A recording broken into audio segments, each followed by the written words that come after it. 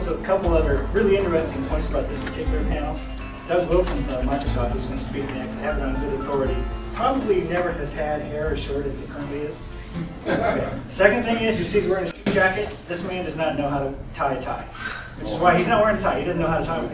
Right? So that's interesting. The other thing is, Don MacNeil from XO is the most polite gentleman that I normally work with because everywhere he goes, we pound on him. I mean, not directly, but basically for years, right? This is the truth. I've been telling him his business is toast. He doesn't have enough. They basically said in so many other words, his business is toast. And he just takes it calmly and never gets mad or anything else. He just keeps trotting along. He's a very good sport. He just clearly hasn't toasted. Yeah. No, it's very placid for somebody who's constantly being told you're toast. Now, speaking of toast, Doug, why don't you go next? Well, that was well said what you had done. I'd say, so I went to college forever and a day, thanks Dad. And, so I read a book one time that was called From Basic to Broadband, and it started out with a battery and a coil, and I mean literally right there, and then it moves on over and it shows you the curve. And to me, the Moore's Law thing seems to generally hold, although there's constantly bottlenecks that seem to push back on that, is I've learned to, you know, don't think that you're going to really hit the ceiling, or that somehow, some way, some physicist will come out and do something that gets us to the next level. Bill Manning gave a talk back in '95, and he was saying that take the log of all this data flowing and realize that we need to take steps, and really the order of magnitude, taking 10 dB jumps is really the way to go. And we sat there and he said, FastE had just come out. And he said, okay, you got Ethernet, now you have FastE, and everybody and their brother's working on GigE. And that's great, but what are you going to do next? And so we sat there and we used GigE for a while, and now, you know, 2003, Microsoft ended up buying basically 210 GigE ports.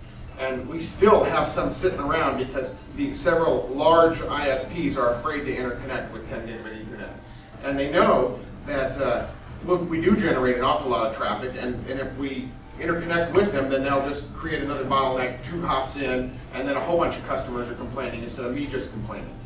And so I can't say I blame them. I mean, that's how I ended up at Microsoft, because someone sold Microsoft 2 OC48s, and I was told XO was going after small to medium-sized businesses, and next thing you know, they're like, oh, Doug, here you go. And I said, you can't sell that. And the guy laughs at me and says, look, sign contract. And I said, well, I quit because I can't support this.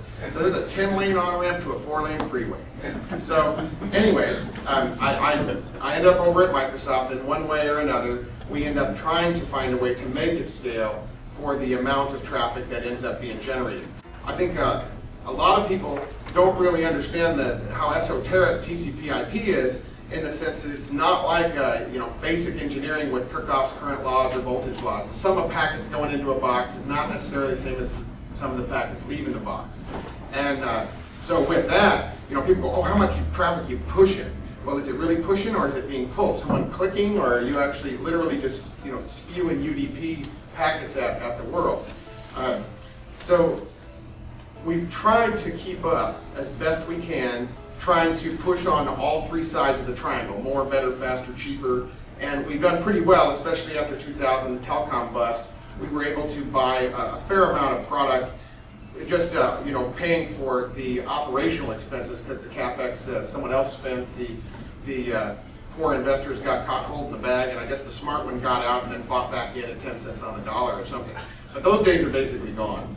So you know, now we're faced with a situation where initially a network was built to survive a nuclear bomb, and, you know, send a X number of kilobyte file per email, and then it said, oh, it's going to be an audio file. Okay, so from 30 kilobytes to 3 megabytes, we're like, oh, okay, I can kind of handle that. Now we go from 3 megabyte file to a 3 gigabyte movie, and you're thinking, okay, there's a 30 dB bump right there, and how are you going to accommodate that? And to visualize it, I see it as a you know, it's a road, and you're sitting there cruising along in your Volkswagen, and all of a sudden someone came along and said, we're going to do songs, which ends up being a semi. The semi is cruising along. And now it's like, oh, well, we're going to do movies. Well, now it's a choo-choo train with 100 cars long, sitting there, and the Volkswagen's still going, what the hell are all these guys doing?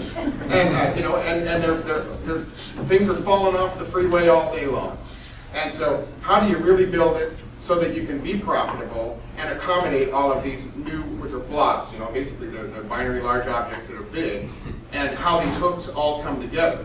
I was at the NXT talk on Tuesday in Vegas, and Microsoft's got its big booth that talks about Telco 2.0 and how does this end up working out. Well, there's a big graph, and it says it's not even talking about networks now being this, you know, where the photon meets the fiber, or this, you know, this high-tech plumbing. It boils down to just the bottom piece of it is the IP multimedia subsystem, and the network ends up being Facebook talking to Hotmail, talking to Flickr, talking to this, that, and the other thing. And what really gets me is that you can have new fellas come in, like there's a company called Slide that ends up just offering up widgets on Facebook, for example. Out of nowhere, these guys got their little thing. I want to, you know, bite someone out of the vampire. I don't know if you played with any of these toys, but all of a sudden, out of nowhere, this guy's sourcing, you know, pushing real close up to 10 gigabits a second, just with little widgets on the side of someone else's webpage. And so you're like, where did that traffic come from? And even the fellow who works there goes, I know, isn't this amazing? Out of the blue, this stuff is just showing up. Now, luckily, he's got a different problem than I have, in the sense that, you know, there's a 10 gigabit pipe. You can buy that off somebody.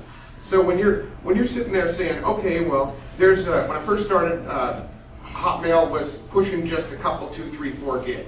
Well, and then there's, you know, 50 million users. Well, now there's 350 or 400 million users, and you know, it's like, do you want it to work better or not? Initially, they said, I want, you know, 100 million, I want 200 million users. Well, you bill for that and realize that every time you get a cookie cutter stamp out to accommodate 20 million people, you've got to maybe drop $20 million. And all of a sudden the VP's like, change, slow them down, slow them down. So, you know, be careful what you wish for. In general, I'd say to talk about the internet is an abstraction of just IP datagrams moving around. If it doesn't matter if it's movies or audio or text, all we know is there's a lot of it, it's growing rapidly, and if you want to be able to accommodate all these fellas, how do you beat your demand curve? Now, we're pushing on the vendors all day long, and in the end they say, oh, well, okay, you know, Cisco or Juniper or whomever, we'll build that box for you. It costs a lot of money. And we go, hold on, we don't really want to pay for that box, we just want to have the box. So, you know, that's quite a challenge. So, you know, who really is the fellow pushing the envelope? And, you know, Microsoft makes a lot of money, but it's a very large company. The MSN piece had not historically made a lot of money. Windows and Office was printing money like crazy. Now, that's a mature business, and it's changing, and, you know, the executives now see it differently, where, you know, advertisement can do the things, and these other types of models could work, especially as Office and box software is not necessarily going to be the end-all, be-all in the future. So, I'm thinking, I'm glad to be here. I think it's the most fun time ever. It's yet to depend. Are we making it better for the future? I don't know. But you know, in the end, it's much neater than having to sit at your phone at home. You know, with an old analog phone. You know, we're sitting there. We got so much, and we take it for granted. You made several jokes and references to, you know, the cell phone's great when it works and things like that. But it's a better time than ever. And so, you know, 100 gigabit Ethernet will be here soon. But yet, what does that get us? One more order of magnitude. It's not the magic bullet.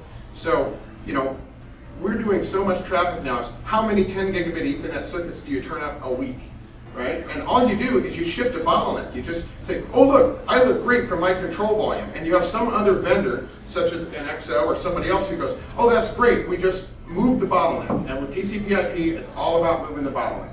So the source-dest pair is really the trick.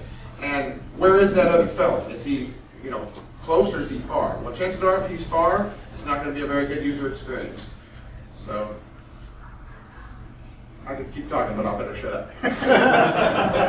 Actually, it's one of the most entertaining spiels we've ever done. I'm pretty sure of that. It's just quite shy.